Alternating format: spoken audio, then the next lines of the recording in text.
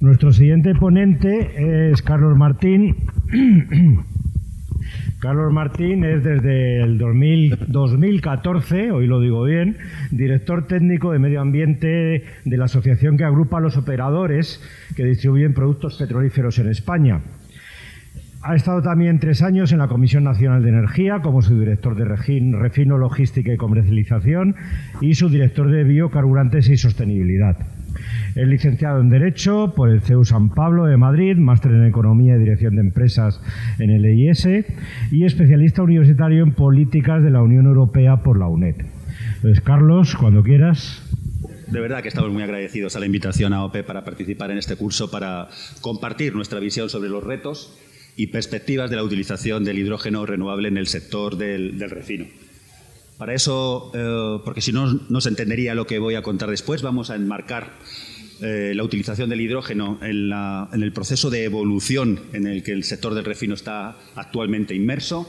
Vamos a contar para qué y cómo producimos a día de hoy hidrógeno en las refinerías. Vamos a hablar de los vectores de crecimiento futuro del hidrógeno renovable en el refino. Vamos a poner el foco especialmente en el sector del transporte. Vamos a compartir los proyectos que el sector del refino está actualmente impulsando en España para la producción de hidrógeno renovable. Y claro, no nos podemos hacer trampas en el solitario. Tenemos que hablar también de retos y barreras que habrá que sortear, habrá que saber derribar para que este futuro utilización de hidrógeno renovable sea una realidad.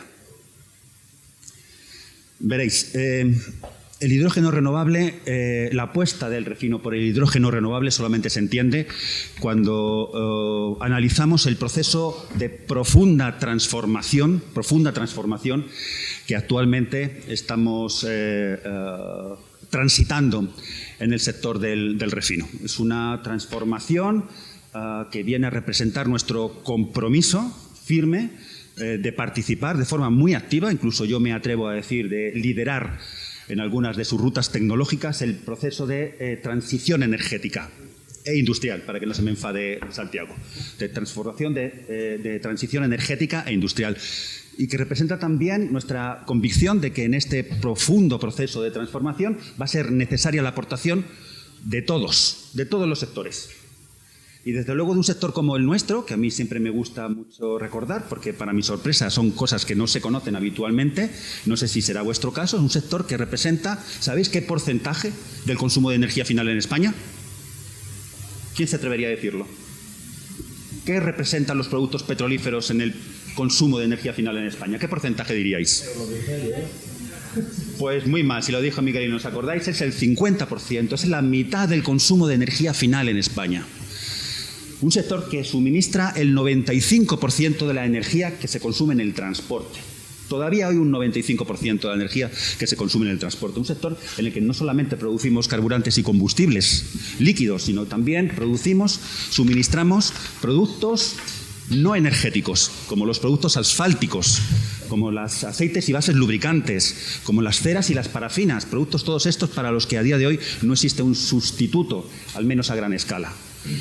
Pero sobre todo también un sector que suministra materias primas básicas para la industria petroquímica, a partir de la cual se obtienen productos que son esenciales para la nueva economía de bajas emisiones, para las palas de los aerogeneradores, para los nuevos materiales, para reducir el peso y mejorar el coeficiente aerodinámico de los vehículos, para la producción de placas fotovoltaicas, para productos básicos de nuestra vida diaria como la mayor parte de las fibras textiles que lleváis ahora mismo, o para los envases para los alimentos, o productos básicos incluso para nuestra salud, como desgraciadamente se ha puesto de manifiesto durante la pandemia, como las mascarillas que lleváis o la mayor parte del material quirúrgico. Todo esto sale de una refinería.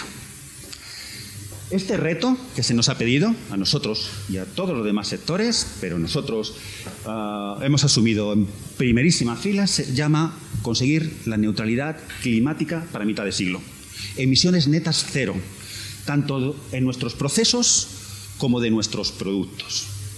Y para eso, para ver cómo afrontamos ese reto, que es, creedme, mayúsculo, lanzamos ya hace casi 3 años nuestra estrategia para la evolución hacia los ecocombustibles, hacia los combustibles líquidos de bajas, nulas o incluso negativas emisiones de CO2.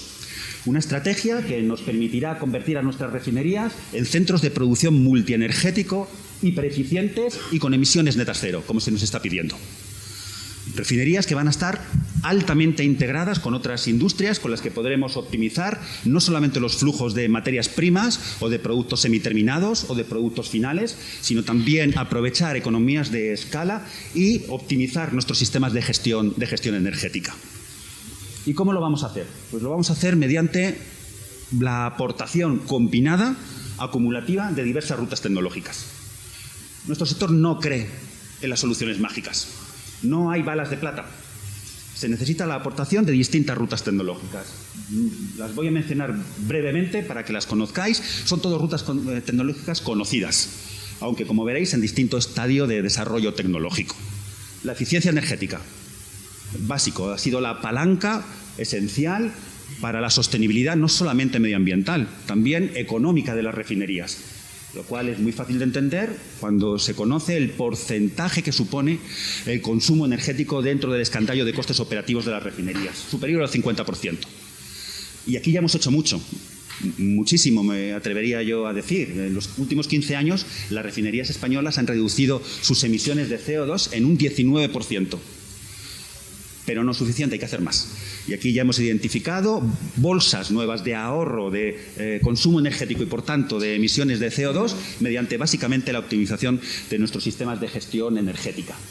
La captura, almacenamiento y utilización de CO2, que comentaba con Pedro esta mañana y que no me voy a detener ahora, pero quizá fuera un tema de interés para tratar esta tarde en la mesa redonda.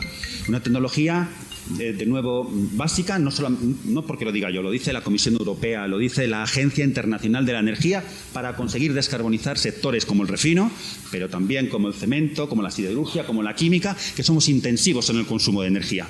A día de hoy no conocemos rutas que nos permitan llegar a la neutralidad climática sin la captura y utilización o almacenamiento de CO2. Vamos a incorporar progresivamente nuevas materias primas en sustitución del petróleo, materias primas bajas en carbono, y las vamos a procesar utilizando un rango amplísimo de tecnologías de transformación.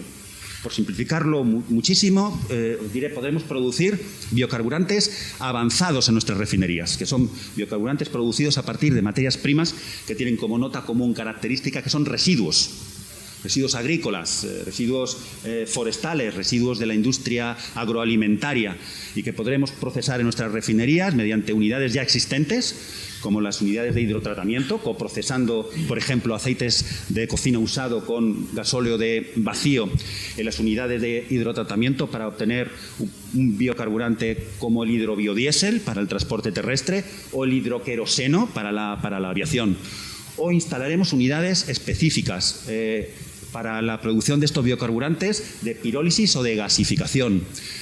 Podremos también producir en nuestras refinerías combustibles sintéticos gracias a la síntesis de hidrógeno renovable y de CO2 capturado en nuestros procesos, de lo cual ahora no me detengo porque dedicaré una parte de mi exposición a hablar de los combustibles sintéticos. Conocemos incluso tecnologías que nos permiten transformar residuos plásticos o residuos procedentes de las fracciones no renovables de los residuos sólidos urbanos en combustibles líquidos perfectamente indiferenciables con los carburantes actuales. Cuanto mayor la incorporación de estas nuevas materias primas bajas en emisiones, menor la intensidad de CO2 de los productos que obtengamos. De forma que nuestra previsión es que para mitad de siglo cada litro de combustible líquido que salga de nuestras refinerías tendrá 0 emisiones netas de CO2. Y finalmente, lo dejo para el final porque ahora vamos a centrarnos ya en el hidrógeno renovable, es una ruta básica para ayudarnos a conseguir estos objetivos. ¿Por qué? Mirad, el refino es actualmente el mayor productor y el mayor consumidor de hidrógeno en el mundo. Supone más del 40% de la actual demanda de hidrógeno a nivel global. Pero si lo miráramos solamente a nivel nacional, la hoja de ruta española del hidrógeno fija en el 70% el consumo de hidrógeno actualmente por parte de las refinerías. 70% sobre las aproximadamente 500.000 toneladas al año que se consumen actualmente de hidrógeno.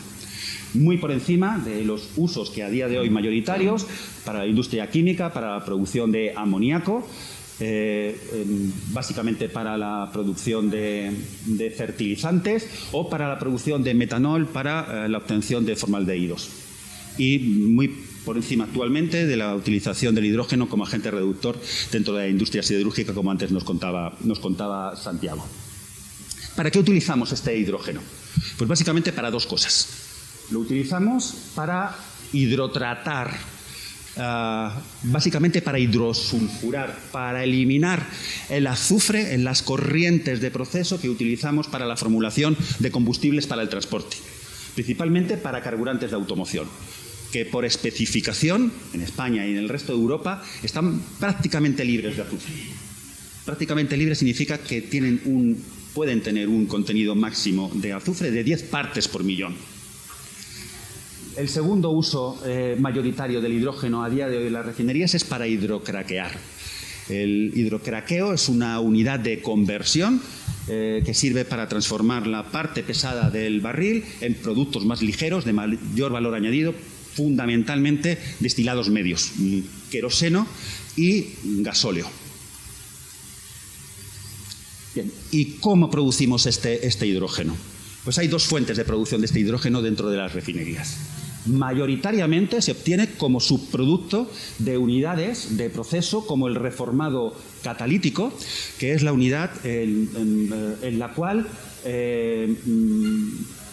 procesamos las naftas pesadas procedentes de la destilación atmosférica a efectos de obtener ciclos bencénicos y para obtener isoparafinas, transformando estructuras lineales en estructuras ramificadas que tienen mejor índice de octano.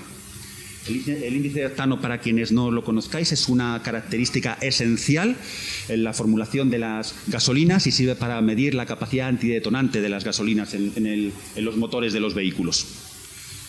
También obtenemos hidrógeno como subproducto en los steam crackers, que son las unidades de craqueo térmico con vapor de agua de determinadas corrientes de proceso, fundamentalmente naftas y GLPs, para la obtención de etilenos y propilenos, que son materias primas básicas de la industria química. No todas las refinerías cuentan con estas unidades de steam cracker. Solamente las refinerías integradas, llamamos así, cuentan con estas unidades. En el caso de España, Huelva, Puerto Llano, Tarragona. La segunda gran fuente de obtención de hidrógeno a día de hoy en las refinerías es mediante unidades on-purpose, dedicadas. El hidrógeno que obtenemos como subproducto no es suficiente para atender las necesidades de hidrógeno para hidrotratamiento e hidrocraqueo. Necesitamos instalar unidades específicas para la producción de hidrógeno, que a día de hoy se basan en la tecnología de reformado con vapor de agua de gas natural. El problema, como decía Santiago, pues que emiten CO2. Mayoritariamente, decía, aproximadamente el 65% a nivel global del hidrógeno que a día de hoy se obtiene en las refinerías procede de estas unidades como subproducto y el restante 35% se obtendría en las unidades on-purpose. Bueno, y a futuro, ¿qué esperamos en el sector del refino? Gracias, Antonio. Recuérdamelo siempre que sea necesario. ¿Qué esperamos del hidrógeno a futuro en la industria del refino? Pues la vía de desarrollo del hidrógeno en el refino vendrá por tres vías. En primer lugar, tendremos que reducir la intensidad de emisiones de CO2 del hidrógeno que empleamos en las unidades de proceso en las refinerías. En segundo lugar, podemos sustituir con hidrógeno otros combustibles, fundamentalmente el gas natural, para los usos térmicos dentro del refino, para la producción de calor y de vapor. Y en tercer lugar, una tercera vía de desarrollo será la utilización del hidrógeno, bien para uso directo, bien como materia prima para su uso como producto energético dentro del transporte. Vamos a ver cada una de ellas. Primero, tenemos que saber reducir la intensidad de emisiones del hidrógeno que actualmente producimos en las refinerías. Y para ello podemos hacer dos cosas. Una, utilizar nuevas fuentes o procesos de obtención de este hidrógeno, para lo cual también en nuestro sector pensamos que el hidrógeno electrolítico es y será durante a corto y medio plazo la tecnología predominante, pero siempre nos gusta destacar: tendemos a asociar exclusivamente hidrógeno renovable, hidrógeno verde con hidrógeno electrolítico. Y hay otras formas de obtención de hidrógeno renovable, en las que el refino, y ahora os daré ejemplos concretos. Podemos obtener hidrógeno igualmente renovable mediante el reformado del biometano, sustituyendo el gas natural por biometano. Y sabemos, incluso ya tenemos un proyecto en marcha, en la producción de hidrógeno renovable mediante la electrofotocatálisis, que permite la disociación de la molécula de agua mediante exclusivamente la energía solar, sin necesidad de utilizar energía eléctrica. Por tanto, el electrolítico es mayoritario, así lo vemos nosotros también. Pensamos que aquí hay posibilidades de desarrollo tecnológico. A la actual tecnología de electrolizadores en base alcalina creemos que es, pues no va a tardar mucho tiempo, veremos la aportación adicional de tecnologías como las de las membranas poliméricas, como las de los óxidos sólidos, pero insisto, hay otras formas de obtener un hidrógeno igualmente renovable. Y este ha sido uno de los principales reproches que hicimos a la hoja de ruta en España, porque parecía olvidar estas otras formas de obtención de ese hidrógeno, sin mencionar, por supuesto, la ausencia a la consideración del hidrógeno azul, del hidrógeno baja huella de carbono, el hidrógeno, la producción de hidrógeno con captura de CO2. Pero insisto que este es un tema que no quiero detenerme ahora, pero que me gustaría comentar esta tarde si a vosotros os parece bien. ¿Qué potencial de abatimiento tenemos? ¿Hasta dónde podemos llegar? Mirad, la producción de hidrógeno a día de hoy es la segunda principal fuente de emisiones de CO2 dentro del refino, solo por detrás de las emisiones producidas por los procesos de combustión para la generación de calor y de vapor. La generación de emisiones de CO2 asociadas a la producción de hidrógeno es tanto mayor cuanto mayor el grado de conversión de las refinerías. El grado de conversión mide la capacidad de una refinería de transformar crudos pesados con alto contenido en azufre en productos ligeros desulfurados. Y aquí el sistema de refino español, también me vais a permitir que lo recuerde, es uno de los sistemas de refino más flexibles, más complejos, más eficientes de toda Europa. Algo de lo que, por cierto, perdonad la cuña publicitaria, nos estamos beneficiando en esta coyuntura tan difícil que estamos atravesando ahora mismo, a efectos de reforzar la seguridad de suministro en España, a efectos de evitar problemas de abastecimiento y de ruptura de suministro que sí están experimentando otros países europeos. Bueno, el único, quizá, inconveniente de tener ese grado de conversión relativamente tan alto en el sistema de refino español es que necesitamos hidrocraquear e hidrodisulfurar comparativamente también más. Por tanto, necesitamos más hidrógeno, que a día de hoy genera más CO2. De hecho, nuestra estimación es que actualmente la producción de hidrógeno representa el 20% de las emisiones totales de CO2 de una refinería. ¿Y qué potencial de abatimiento tenemos? Pues nuestra estimación es que de aquí a 2030 podríamos evitar hasta el 72% de las emisiones de CO2 asociadas a la producción de hidrógeno en nuestras refinerías. Para que le pongáis un valor absoluto, significaría evitar la emisión de hasta 1,6 millones de toneladas de CO2. Pero nuestra estrategia nos permite anticipar que para 2050 podríamos evitar el 100% de las emisiones de CO2 asociadas a la producción de hidrógeno. Bien, habíamos mencionado 3 vías, vamos a continuar ahora con las otras 2, que eran los usos o los nuevos usos del hidrógeno para su uso energético. Y aquí dos conclusiones yo creo a destacar. La primera, el hidrógeno, bien para uso directo, pero sobre todo como materia prima para la producción de amoníaco o de combustibles sintéticos, como el metanol sintético o como el queroseno sintético, podrá o tiene capacidad o el potencial de suponer más del 50% de estos nuevos usos energéticos previstos para el hidrógeno renovable. Y solamente un poco por debajo de este porcentaje existe también la aportación de la utilización del hidrógeno para nuevos usos energéticos para la producción de calor y de vapor en la industria. La estimación de esta consultora especializada en hidrógeno es que hasta 40 millones de toneladas de hidrógeno renovable podrían ser empleadas por el sistema del refino global para estos usos térmicos de generación de calor y de vapor. También existe consenso en que este es el futuro del hidrógeno. Los usos no energéticos actuales irán declinando, de manera que a 2040 la aportación de los usos no energéticos será equivalente, a la de los usos energéticos, de forma que a 2050 los usos no energéticos solamente supondrán el 30% de la utilización de hidrógeno, un 40% vendrá cubierto por hidrógeno para uso directo y el restante 30% se utilizará por el hidrógeno como materia prima para la producción de combustibles sintéticos. Bien, estoy hablando mucho, ya lo estáis viendo, de la importancia que va a tener el hidrógeno para su uso en el sector del transporte. Y para entenderlo os voy a dar algunas cifras. El sector del transporte supone a nivel global, ahora voy a preguntar yo, a mí me gusta preguntar para animar, ¿quién sabe el porcentaje de emisiones de CO2 a nivel global que supone el sector del transporte?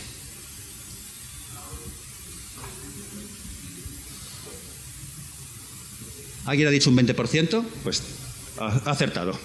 Ya sé que no lo ha dicho, nadie. Un 20%. Supone a nivel de consumo de energía final una cuarta parte. Pero estos datos en España, estos son globales. En España, el sector del transporte, con los datos del adelanto del Inventario Nacional de Emisiones, para 2021 supone casi ya el 30% del total de las emisiones de CO2 y el 40% del consumo de energía final. Es decir, el sector del transporte claramente tiene que hacer un esfuerzo incremental, ha hecho mucho, pero tenemos que hacer un esfuerzo incremental para reducir las emisiones de CO2. Y aquí el hidrógeno puede jugar un papel muy, muy importante. Para ver hasta qué punto puede ser importante, voy a apoyarme en el ejercicio prospectivo de la Agencia Internacional de la Energía en sus escenarios, que no significa, y esto que vaya por delante, no significa que va a ocurrir. Los escenarios de la AIE no permiten anticipar qué va a ocurrir. Nos permiten conocer qué tiene que pasar para que se consiga un determinado objetivo. ¿Vale? Vamos a comparar el objetivo APS, el objetivo que recoge las contribuciones ya comprometidas por todos los países a nivel global, incluye por tanto las contribuciones determinadas a nivel nacional comunicadas por las partes en el marco del Acuerdo de París, y lo vamos a comparar con el escenario Net Zero Emissions, que es el escenario que permitiría conseguir el objetivo de no incrementar la temperatura de la Tierra más de 1,5 grados respecto a la época preindustrial. Bien, ¿qué vemos aquí? Vemos que en el escenario central, en el escenario APS, la aportación del hidrógeno para la producción... El micrófono. Recordádmelo siempre que sea necesario, si no, no me acordaré yo. Decía que a 2030, gracias Pedro, a 2030 la aportación del hidrógeno para la producción de combustibles sintéticos todavía es no considerable, apenas 1 millón de toneladas, pero para 2050 llegaría casi a 20 millones de toneladas. Esto significaría que no solamente compensaría la caída de utilización del hidrógeno en las refinerías para ese año, más que la duplica, sino que permite... Sí, como digo, permite más que duplicar la caída de la demanda prevista de hidrógeno en las refinerías. Pero mucho más ilustrativo es lo que ocurriría en el escenario Net Zero. En el escenario Net Zero ya para 2030 estaríamos en el entorno de las 7 millones de toneladas al año, que permite compensar casi íntegramente la caída de demanda de hidrógeno en las refinerías para ese año, pero lo importante es que para 2050 podría alcanzar los 100 millones de toneladas de hidrógeno. Esto significa cuadruplicar la caída de hidrógeno en las refinerías y significa más que duplicar la actual cantidad de hidrógeno que se consume en las refinerías para usos no energéticos. En definitiva y en resumen, aquí se presentan oportunidades de inversión para el sector del refino. La Comisión Europea, a nivel exclusivamente europeo, llega a conclusiones parecidas. De forma muy resumida, para 2030 la aportación del hidrógeno en el sector del transporte es todavía residual. La valoraba la Comisión Europea en el documento de Impact Assessment sobre su comunicación proponiendo la elevación del nivel climático al 55% para 2030, la fijaba en el 0,4% del consumo energético final en el transporte. quizás se quedó corta porque no recogía todavía las propuestas del paquete Fit for 55, que incluye ya mandatos de utilización de combustibles sintéticos para el transporte en general, que es del 2,6% en contenido energético, y para la aviación en particular del 0,7%. Pero da igual, incluso incluyendo esos mandatos, esos objetivos, la aportación en 2030 todavía no sería significativa, pero sí lo sería para 2050, donde, como vemos aquí, en el sector del transporte podemos destacar 3 cosas. Primero, que tiene que reducir hasta en un 40% el consumo energético para 2050, que hay una aportación importante de la electrificación en el transporte, pero una tercera consecuencia. La suma de los combustibles sintéticos más el hidrógeno como uso puro podrían suponer de forma agregada el principal vector energético en el transporte europeo para 2050. A nivel nacional, también la hoja de ruta española menciona el transporte como una de las vías prometedoras de la incorporación del hidrógeno renovable en nuestro país, con objetivos de hasta 200 autobuses, principalmente en términos municipales muy poblados, hasta 7.500 vehículos ligeros y pesados, 2 líneas comerciales de media y larga distancia de transporte ferroviario no electrificado, hasta 150 hidrogeneras con distancias máximas entre ellas de 250 kilómetros. Pero la pregunta es, que no podemos nosotros censurar, es ¿son competitivos o podrán ser competitivos los combustibles sintéticos? Y aquí la respuesta es depende. Depende con qué lo comparemos.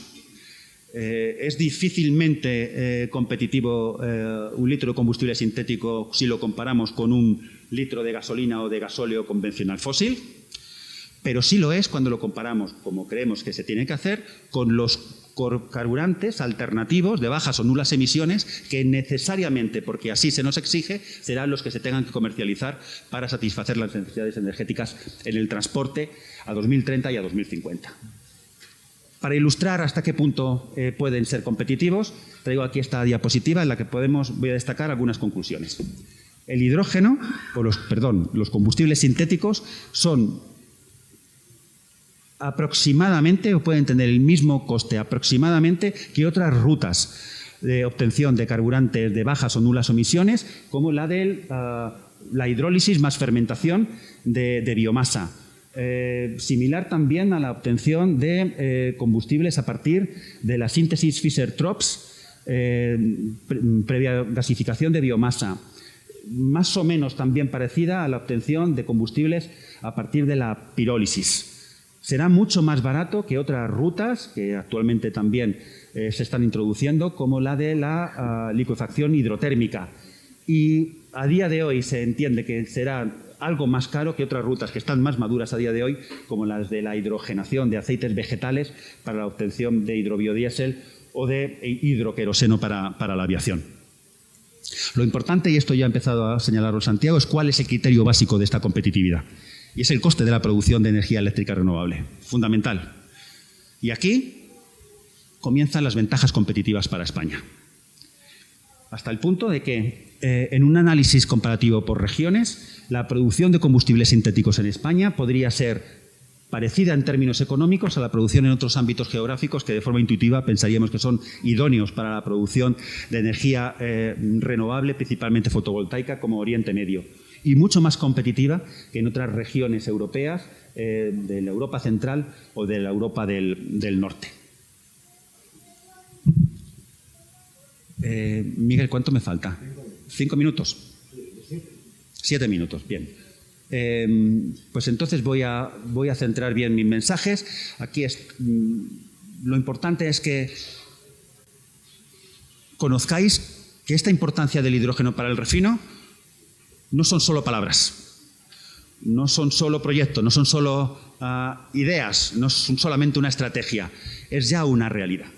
El sector del refino está detrás de la mayor parte de las principales iniciativas que existen a día de hoy en España para la promoción del hidrógeno renovable. Está detrás del corredor vasco, la refinería de Petronor. Está detrás del Valle de Hidrógeno de Cataluña, la refinería de Tarragona. Está detrás de la plataforma del Valle de Hidrógeno Verde de la región de Murcia, detrás de la cual hay proyectos de instalación de electrolizadores de distinto tamaño de hasta 2 gigavatios de potencia. La refinería de Petronor en Bilbao está construyendo, puede estar operativa ya en 2024, la primera planta por ahora de demostración industrial de producción de combustibles sintéticos de Europa, con una producción inicial que va a ser muy modesta, apenas 50 barriles por día, pero con un diseño que permitiría su escalado hasta convertirla en la mayor planta de combustibles sintéticos del mundo.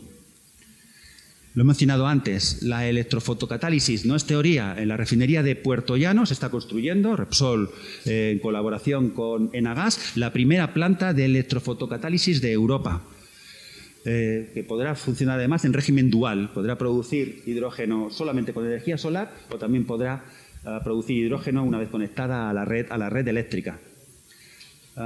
El proyecto SHINE, que nace a principios de este año precisamente a efectos de conseguir una colaboración, un ecosistema colaborativo de todas estas iniciativas de corredores y valles de hidrógeno. Más de 30 entidades colaborando bajo el liderazgo de Repsol. CEPSA, en su recientemente presentada estrategia, identifica el hidrógeno renovable como un vector esencial de esa nueva estrategia, con proyectos de instalación de hasta 2 gigas de electrolizadores para 2030, aprovechando la ubicación ideal de sus 2 refinerías en Andalucía. BP, refinería de Castellón, electrolizador de 20 megas, con proyecto de escalarlo a 115 megas. Son, para 2024 ya, son por tanto realidades, no son solamente proyectos. Pero nos haríamos trampas en el solitario si pensáramos que, dice el proyecto SHINE, todo es brillante. Hay retos, hay barreras de muchos tipos, económicos, tecnológicos, de infraestructuras, de competitividad, de seguridad de la manipulación, de estandarización, garantías de origen, muchos, para los cuales la mayor parte de ellos tienen un alcance nacional o regional y, por tanto, la regulación también tiene que adaptarse a esas escalas nacionales y regionales para saber vencer esas barreras. Y aquí Europa lleva liderazgo a nivel mundial. Se prevé que la Unión Europea lidere la introducción de hidrógeno renovable de forma que para 2050 podría suponer hasta el 11% del total de la energía final consumida en la Unión Europea, muy por encima de los porcentajes del resto de regiones en el mundo. El reto fundamental, lo ha comentado Santiago, no me voy a detener, esencial, el coste. Tenemos que saber reducir el coste de producción del hidrógeno verde hasta el entorno, decía Santiago, y estamos completamente de acuerdo, en el entorno de los 2 euros, $2, ahora ya es lo mismo, por kilo. Y mi mensaje final. Siendo tan importante como criterio de competitividad el coste de generación de la energía eléctrica renovable, insisto, España tiene una oportunidad. Ese marco regulatorio europeo incorpora el plan REPowerEU, que viene a duplicar las necesidades de producción de hidrógeno dentro de la Unión Europea que se habían establecido hace solamente 2 años en la hoja de ruta del hidrógeno, la eleva hasta 10 millones de toneladas e incorpora la necesidad de importar hasta 10 millones de toneladas adicionales de hidrógeno renovable para 2030.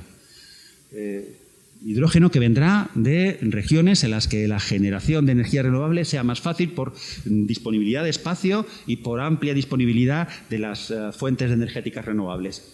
Pero aquí España de nuevo puede jugar a nivel europeo una ventaja competitiva, por espacio, por disponibilidad de recursos renovables, pero también por la infraestructura de distribución de combustibles gaseosos de las que disponemos a día de hoy en España y por la presencia de importantes industrias gasintensivas. No hay que olvidar nunca la parte de la demanda en el desarrollo del hidrógeno. En definitiva, ya termino, Miguel. Conclusiones. Importante. El hidrógeno es una ruta tecnológica esencial para nuestra transición como sector para llegar al objetivo de la neutralidad climática. Necesitamos y vamos a seguir necesitando hidrógeno tanto para la producción de nuestros combustibles actuales como para la producción de los ecocombustibles que vamos a ir incorporando progresivamente a nuestros suministros. Los vectores de crecimiento del hidrógeno renovable en el futuro dentro de las refinerías van a ser para la producción de calor y de vapor, pero sobre todo bien para uso directo, bien como materia prima para la producción de combustibles sintéticos. Nuestro compromiso con el hidrógeno renovable lo estamos demostrando con nuestra participación, con nuestro liderazgo en buena parte de los principales proyectos de instalación de electrolizadores y de otras tecnologías de producción de hidrógeno renovable en España. Y finalmente, en España se dan las condiciones para convertirnos en un hub de producción y de exportación de hidrógeno verde al resto de Europa. Y con esto, Miguel, si te parece bien, lo dejo. Dejamos unos minutos para preguntas, o si no, estaré encantado a vuestra disposición en la mesa redonda de esta tarde. Muchas gracias.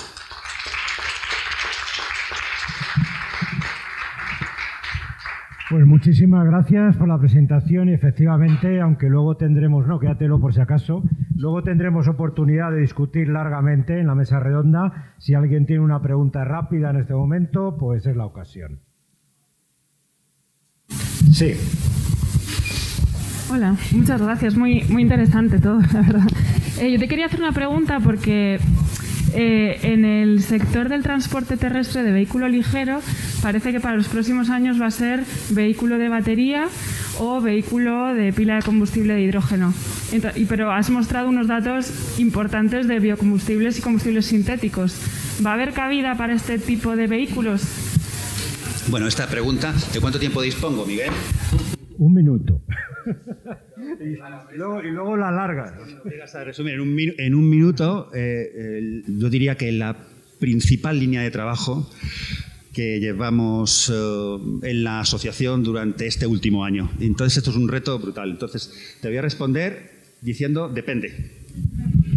Y depende de cómo se diseñe un marco regulatorio que actualmente está en tramitación, con una pieza legislativa clave que es la revisión del reglamento de estándares de emisiones de CO2 de los vehículos ligeros, que en función de cómo quede te podré responder una cosa u otra.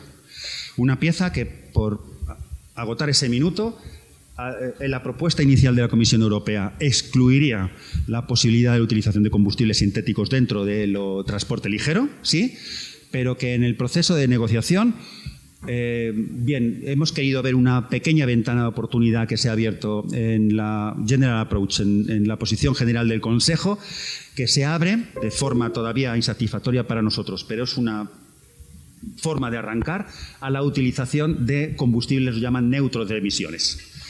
La negociación de esta pieza legislativa se va a llevar a cabo a lo largo de este segundo semestre. Te emplazo para que en enero o en febrero del año que viene me vuelvas a hacer la pregunta y ya tendré más claro la respuesta. Ojalá que sí, porque sería absurdo que la Unión Europea renunciara a la aportación de los combustibles sintéticos. Absurdo porque retrasaría el cumplimiento de los objetivos de descarbonización del transporte innecesariamente, y porque al mismo tiempo generaría riesgos igualmente innecesarios para una industria tan importante como es la de la automoción y la del refino europeo.